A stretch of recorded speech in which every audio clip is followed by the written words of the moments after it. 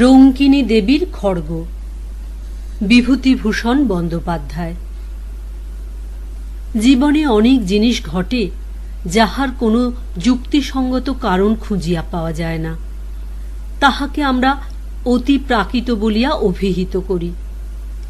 জানি না, হয়তো খুঁজিতে জানিলে তাহাদের সহজ ও সম্পূর্ণ স্বাভাবিক কারণ বাহির করা যায়। মানুষের বিচার বুদ্ধি ও অভিজ্ঞতা লব্ধ কারণগুলি ছাড়া অন্য কারণ হয়তো তাহাদের থাকিতে পারে। ইহা লইয়া তর্ক উঠাইব না, শুধু এইটুকু বলিব, সেরূপ কারণ যদিও থাকে, আমাদের মতো সাধারণ মানুষদের দ্বারা তাহার আবিষ্কার হওয়া সম্ভব নয় বলিয়াই তাহাদিগকে অতি প্রাকৃত বলা হয়। আমার জীবনে একবার এইরূপ একটা ঘটনা ঘটিয়াছিল, যাহার যুক্তিযুক্ত কারণ তখন বা আজ কোনো দিনই খুঁজিয়া পাই নাই। পাঠকদের কাছে তাই সেটি বর্ণনা করিয়াই আমি খালাস। তাহারা যদি সে রহস্যের কোনো স্বাভাবিক সমাধান নির্দেশ করিতে পারেন, যথেষ্ট আনন্দ লাভ করিব। ঘটনাটি এইবার বলি। কয়েক বছর আগেকার কথা। মানভূম জেলার চেরো নামক গ্রামের মাইনর স্কুলে তখন মাস্টারি করি। প্রসঙ্গক্রমে বলিয়া রাখি, চেরো গ্রামের প্রাকৃতিক দৃশ্য এমনতর যে এখানে কিছুদিন বসবাস করিলে বাংলাদেশের একঘেয়ে সমতল ভূমির কোনো পল্লী আর চোখে ভালো লাগে না। একটি অনুচ্চ পাহাড়ের ঢালু সানুদেশ জুড়িয়া লম্বালম্বিভাবে সারা গ্রামের বাড়িগুলি অবস্থিত। সর্বশেষ সারির বাড়িগুলির খিড়কি দরজা খুলিলেই দেখা যায় পাহাড়ের উপরকার শাল, মহুয়া, কুর্চি, বিল্লবৃক্ষের পাতলা জঙ্গল, একটি সুবৃহৎ বটগাছ ও তাহার তলায় বাঁধানো বেদি, ছোট বড় শিলাখণ্ড ও ভেলা কাঁটার ঝোপ। আমি যখন প্রথম ও গ্রামে গেলাম, তখন একদিন পাহাড়ের মাথায় বেড়াইতে উঠিয়া এক জায়গায় শালবনের মধ্যে একটা পাথরের ভাঙা মন্দির দেখিতে পাইলাম। সঙ্গে ছিল আমার দুটি উপরের ক্লাসের ছাত্র, তাহারা মানভূমবাসী বাঙালি। একটা কথা, চেরো গ্রামে বেশিরভাগ অধিবাসী মাদ্রাজি, যদিও তাহারা বেশ বাংলা বলিতে পারে। অনেকে বাংলা আচার ব্যবহারও অবলম্বন করিয়াছে। কি করিয়া মানভূম জেলার মাঝখানে এতগুলি মাদ্রাজি অধিবাসী আসিয়া বসবাস করিল, তাহার ইতিহাস আমি বলিতে পারি না। মন্দিরটি কালো পাথরের এবং একটু অদ্ভুত গঠনের, অনেকটা যেন চাঁচড়া রাজবাড়ির দশ মহাবিদ্যার মন্দিরের মতো ধরনটা। এ অঞ্চলে এরূপ গঠনের মন্দির আমার চোখে পড়ে নাই। তাছাড়া মন্দিরটি সম্পূর্ণ পরিত্যক্ত ও বিগ্রহশূন্য। দক্ষিণের দেওয়ালে পাথরের চাই কিয়দংশ ধসিয়া পড়িয়াছে। দরজা নাই, শুধু আছে পাথরের চৌকাঠ। মন্দিরের মধ্যে ও চারিপাশে বনতুলসীর ঘন জঙ্গল। সান্ধ্য আকাশের পটভূমিতে সেই পাথরের বিগ্রহহীন ভাঙা মন্দির আমার মনে কেমন এক অনুভূতির সঞ্চার করিল। আশ্চর্যের বিষয়, অনুভূতিটা ভয়ের। ভাঙা মন্দির দেখিয়া মনে ভয় কেন হইল, এ কথা তারপর বাড়ি ফিরিয়া অবাক হইয়া ভাবিয়াছি। তবুও অগ্রসর হইয়া যাইতেছিলাম ভালো করিয়া দেখিতে। একজন ছাত্র বাধা দিয়া বলিল, যাবেন না স্যার ওদিকে। কেন? জায়গাটা ভালো না, সাপের ভয় আছে সন্ধেবেলা। তাছাড়া লোকে বলে অনেক রকম ভয় ভীত আছে, মানে অমঙ্গলের ভয়। কেউ ওদিকে যায় না। ওটা কি মন্দির? ওটা রঙ্কিনী দেবীর মন্দির স্যার, কিন্তু আমাদের গাঁয়ের বুড়ো লোকেরাও কোনো দিন ওখানে পুজো হতে দেখেনি। মূর্তিও নেই বহুকাল। ওই রকম জঙ্গল হয়ে পড়ে আছে আমাদের বাপ ঠাকুরদার আমলেরও আগে থেকে। চলুন স্যার, নামি। ছেলে দুটো যেন একটু বেশি তাড়াতাড়ি করিতে লাগিল নামিবার জন্য। রঙ্কিনী দেবী বা তাহার মন্দির সম্বন্ধে দুই একজন বৃদ্ধ লোককে ইহার পর প্রশ্নও করিয়াছিলাম, কিন্তু আশ্চর্যের বিষয় লক্ষ্য করিয়াছি, তাহারা কথাটা এড়াইয়া যাইতে চায় যেন। আমার মনে হইয়াছে রঙ্কিনী দেবী সংক্রান্ত কথাবার্তা বলিতেও তাহারা ভয় পায়। আমিও আর সে বিষয়ে কাহাকেও কিছু জিজ্ঞাসা করা ছাড়িয়া দিলাম। বছর খানেক কাটিয়া গেল। স্কুলে ছেলে কম, কাজকর্ম খুব হালকা। অবসর সময়ে এ গ্রামে ও গ্রামে বেড়াইয়া এ অঞ্চলের প্রাচীন পট, পুঁথি, ঘট ইত্যাদি সংগ্রহ করিতে লাগিলাম। এ বাতিক আমার অনেক দিন হইতেই আছে। নূতন জায়গায় আসিয়া বাতিকটা বাড়িয়া গেল। চেরো গ্রাম হইতে মাইল ৫-৬ দূরে জয়চণ্ডী পাহাড়। এখানে খাড়া উঁচু একটা অদ্ভুত গঠনের পাহাড়ের মাথায় জয়চণ্ডী ঠাকুরের মন্দির আছে। পৌষ মাসে বড় মেলা বসে। বিএনআর লাইনের একটা ছোট স্টেশনও আছে এখানে। এই পাহাড়ের কাছে একটি ক্ষুদ্র বস্তিতে কয়েক ঘর মানভূম প্রবাসী উড়িয়া ব্রাহ্মণের বাস। ইহাদের মধ্যে চন্দ্রমোহন পাণ্ডা নামে একজন বৃদ্ধ ব্রাহ্মণের সঙ্গে আমার খুব আলাপ হইয়া গেল। তিনি বাঁকা বাঁকা মানভূমের বাংলায় আমার সঙ্গে অনেক রকমের গল্প করিতেন। পট, পুঁথি, ঘট সংগ্রহের অবকাশে আমি জয়চণ্ডীতলা গ্রামে চন্দ্রমোহন পাণ্ডার নিকট বসিয়া তাহার মুখে এদেশের কথা শুনিতাম। চন্দ্র পাণ্ডা আবার স্থানীয় ডাকঘরের পোস্টমাস্টারও। এদেশে প্রচলিত কত রকম আজগুবি ধরনের সাপের, ভূতের, ডাকাতের ও বাঘের, বিশেষ করিয়া বাঘের, কারণ বাঘের উপদ্রব এখানে খুব বেশি, গল্প যে বৃদ্ধ চন্দ্র পাণ্ডার মুখে শুনিয়াছি, এবং এই সব গল্প শুনিবার লোভে কত আষাঢ়ের ঘন বর্ষার দিনে বৃদ্ধ পোস্টমাস্টারের বাড়িতে গিয়া যে হানা দিয়াছি, তাহার হিসাব দিতে পারিব না। মানভূমের এইসব অরণ্য সভ্য জগতের কেন্দ্র হইতে দূরে অবস্থিত। এখানকার জীবনযাত্রাও একটু স্বতন্ত্র ধরনের। যতই অদ্ভুত ধরনের গল্প হোক, জয়চণ্ডী পাহাড়ের ছায়ায় শালবন বেষ্টিত ক্ষুদ্র গ্রামে বসিয়া বৃদ্ধ চন্দ্র পাণ্ডার বাঁকা বাঁকা মানভূমের বাংলায় সেগুলি শুনিবার সময় মনে হইত, এদেশে এরূপ ঘটিবে ইহার বিচিত্র কি! কলিকাতা বালিগঞ্জের কথা তো ইহা নয়।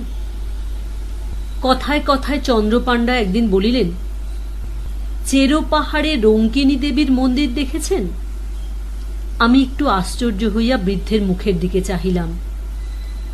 রঙ্কিনী দেবী সম্বন্ধে এ পর্যন্ত আমি আর কোনো কথা কাহারও মুখে শুনি নাই। সেদিন সন্ধ্যায় আমার ছাত্রটির নিকট যাহা কিছু শুনিয়াছিলাম তাহা ছাড়া।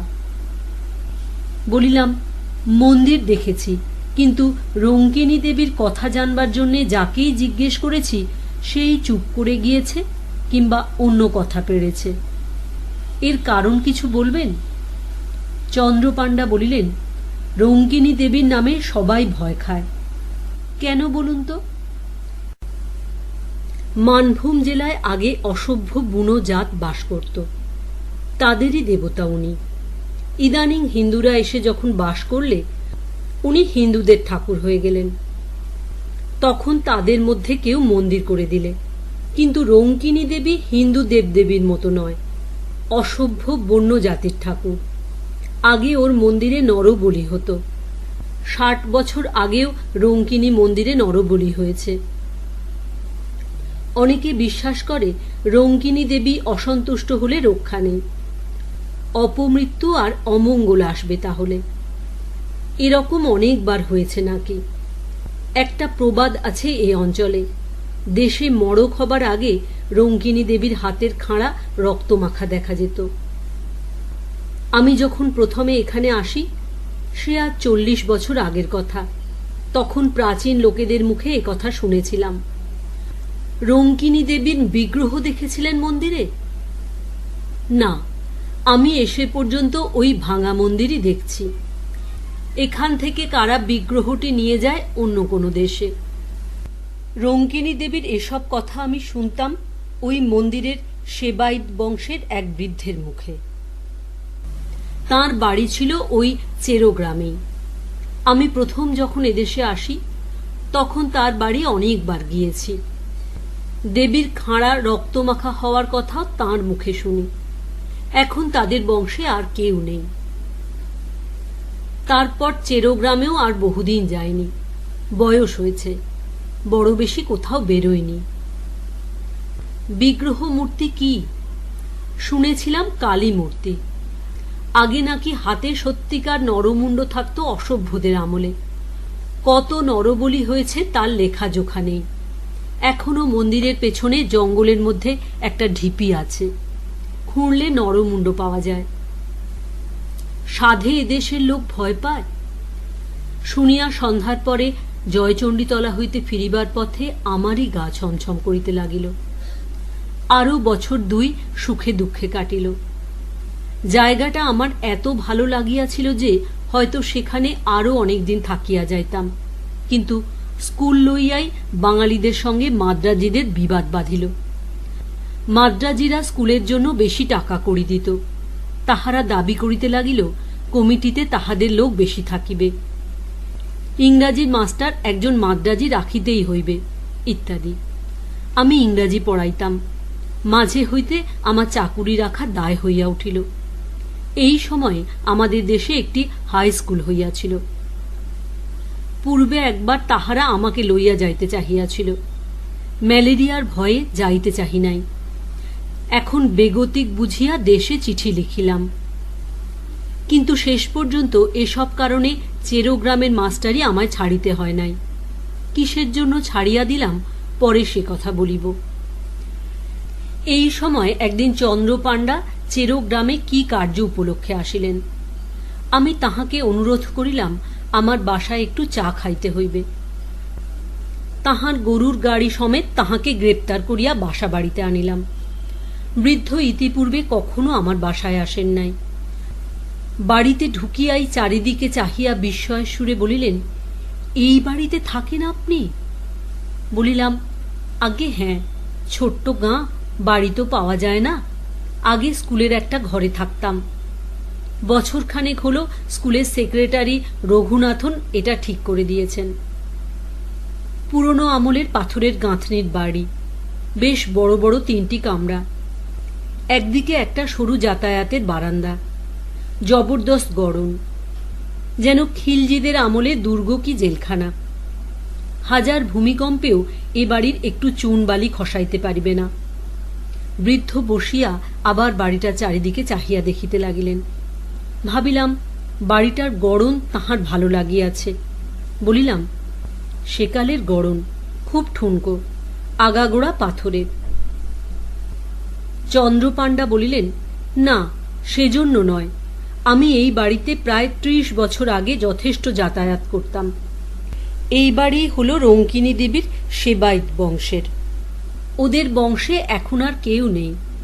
আপনি যে এ বাড়িতে আছেন তা জানতাম না। তা বেশ বেশ। অনেক দিন পরে বাড়িটাতে ঢুকলাম কিনা আমার বড় অদ্ভুত লাগছে। তখন বয়স ছিল 30, আর এখন হলো প্রায় 60। তারপর অন্যান্য কথা আসিয়া পড়িল। চা পান করিয়া বৃদ্ধ গরুর গাড়িতে গিয়া উঠিলেন। আরও বছরখানেক কাটিয়াছে। দেশের স্কুলে চাকুরির আশ্বাস পাইলেও আমি এখনো যাই নাই, কারণ এখানকার বাঙালি মাদ্রাজি সমস্যা একরূপ মিটিয়া আসিয়াছে। আপাতত আমার চাকুরিটা বজায় রহিল বলিয়াই তো মনে হয়। চৈত্র মাসের শেষ। 5-6 ক্রোশ দূরবর্তী এক গ্রামে আমারই এক ছাত্রের বাড়িতে অন্নপূর্ণা পূজার নিমন্ত্রণ রক্ষা করিতে গিয়াছিলাম। মধ্যে রবিবার পড়াতে শনিবার গরুর গাড়ি করিয়া রওনা হই। রবিবার ও সোমবার থাকিয়া মঙ্গলবার দুপুরের দিকে বাসায় আসিয়া পৌঁছিলাম। বলা আবশ্যক, বাসায় আমি একাই থাকি। স্কুলের চাকর রাখহরি আমার রাঁধে। এ কয়দিন স্কুলের ছুটি ছিল। রাখহরিকে আমি সঙ্গে করিয়া লইয়া গিয়াছিলাম। বাহিরের দরজার তালা খুলিয়াই রাখহরি বলিয়া উঠিল, এহ বাবু, এ কিসের রক্ত দেখুন। প্রায় চমকিয়া উঠিলাম। তাই বটে, বাহিরের দরজায় চৌকাঠের ঠিক ভিতর দিক হইতেই রক্তের ধারা উঠান বাহিয়া যেন চলিয়াছে। একটানা ধারা নয়, ফোঁটা ফোঁটা রক্তের একটা অবিচ্ছিন্ন সারি, একেবারে টাটকা রক্ত। এই মাত্র সদ্য যেন কাহারও মুন্ড কাটিয়া লইয়া যাওয়া হইয়াছে। আমি তো অবাক, কিসের রক্তের ধারায়, কোথা হইতেই বা আসিল? আজ 2 দিন তো বাসা বন্ধ ছিল, বাড়ির ভিতরের উঠানে রক্তের দাগ আসে কোথা হইতে, তাহার উপর সদ্য তাজা রক্ত। অবশ্য কুকুর, বিড়াল ও ইঁদুরের কথা মনে পড়িল। এক্ষেত্রে পড়াই স্বাভাবিক। চাকরকে বলিলাম, দেখ তোরে, রক্তটা কোন দিকে যাচ্ছে। এ সেই বড় হুলো বেড়ালটার কাজ। রক্তের ধারাটা গিয়াছে দেখা গেল সিঁড়ির নিচে চোর কুঠুরির দিকে। ছোট্ট ঘর, ভীষণ অন্ধকার এবং যত রাজ্যের ভাঙাচোরা পুরনো মালে ভর্তি বলিয়া আমি কোনোদিন চোর কুঠুরি খুলি নাই। চোর কুঠুরির দরজা পার হইয়া বন্ধ ঘরের মধ্যে রক্তের ধারাটার গতি দেখিয়া ব্যাপার কিছু বুঝিতে পারিলাম না। কতকাল ধরিয়া ঘরটা বাহির হইতে তালা বন্ধ। যদি বিড়ালের ব্যাপারই হয়, বিড়াল ঢুকিতেও তো ছিদ্রপথ দরকার হয়। চোর কুঠুরির তালা লোহার শিকের চার দিয়া খোলা হইল। আলো জ্বালিয়া দেখা গেল ঘরটায় পুরনো ভাঙা তোবড়ানো টিনের বাক্স, পুরনো ছেঁড়া গদি, খাটের পায়া, মরিচা ধরা সরকি, ভাঙা টিন, শাবল প্রভৃতি ঠাসা বোঝাই। ঘরের মেঝেতে সোজা রক্তের দাগ এক কোণের দিকে গিয়াছে। রাখহরি খুঁজিতে খুঁজিতে হঠাৎ চিৎকার করিয়া বলিয়া উঠিল, এ কি বাবু, এতে কি করে এমন ধারা রক্ত লাগলো? তারপর সে কি একটা জিনিস হাতে তুলিয়া ধরিয়া বলিল, দেখুন কাণ্ডটা বাবু। জিনিসটাকে হাতে লইয়া সে বাহিরে আসিতে তাহার হাতের দিকে চাহিয়া আমি চমকিয়া উঠিলাম। একখানা মরিচা ধরা হাতলবিহীন ভাঙা খাঁড়া বা রামদা। আগার দিকটা চওড়া ও বাঁকানো, বড় চওড়া ফলাটা তাজা রক্তে টকটকে রাঙা। একটু আধটু রক্ত নয়, ফলাতে আগাগোড়া রক্ত মাখানো। মনে হয় যেন খাঁড়াখানা হইতে এখনই টপটপ করিয়া রক্ত ঝরিয়া পড়িবে। সেই মুহূর্তে একসঙ্গে আমার অনেক কথা মনে হইল। 2 বৎসর পূর্বে চন্দ্রপাণ্ডার মুখে শোনা সেই গল্প। রঙ্কিনী দেবীর সেবায়িত বংশের ভদ্রাসন বাড়ি এটা। পুরনো জিনিসের গুদাম এই চোরকুঠুরিতে রঙ্কিনী দেবীর হাতের খাঁড়াখানা তাহারাই রাখিয়াছিল হয়তো। মড়কের আগে বিগ্রহের খাঁড়া রক্তমাখা হওয়ার প্রবাদ। আমার মাথা ঘুরিয়া উঠিল। মড়ক কোথায় ভাবিতে পারিতাম যদি সময় পাইতাম সন্দেহ করিবার, কিন্তু তাহা পাই নাই। পরদিন সন্ধ্যার সময় চেরো গ্রামে প্রথম কলেরা রোগীর খবর পাওয়া গেল। 3 দিনের মধ্যে রোগ ছড়াইয়া মড়ক দেখা দিল। প্রথমে চেরো, তারপর পাশের গ্রাম বাজরা, ক্রমে জয়চণ্ডীতলা পর্যন্ত মড়ক বিস্তৃত হইল। লোক মরিয়া ধুল ধাবার হইতে লাগিল। চেরো গ্রামের মাদ্রাজি বংশ প্রায় কাবার হইবার জোগাড় হইল। মড়কের জন্য স্কুল বন্ধ হইয়া গেল। আমি দেশে পলাইয়া আসিলাম। তারপর আর কখনো চেরোতে যাই নাই। গ্রীষ্মের বন্ধের পূর্বেই দেশের স্কুলে চাকুরিটা পাইয়াছিলাম। সেই হইতে রঙ্কিনী দেবীকে মনে মনে ভক্তি করি। তিনি অমঙ্গলের পূর্বাভাস দিয়া সকলকে সতর্ক করিয়া দেন মাত্র। মূর্খ জনসাধারণ তাহাকে অমঙ্গলের কারণ ভাবিয়া ভুল বোঝে।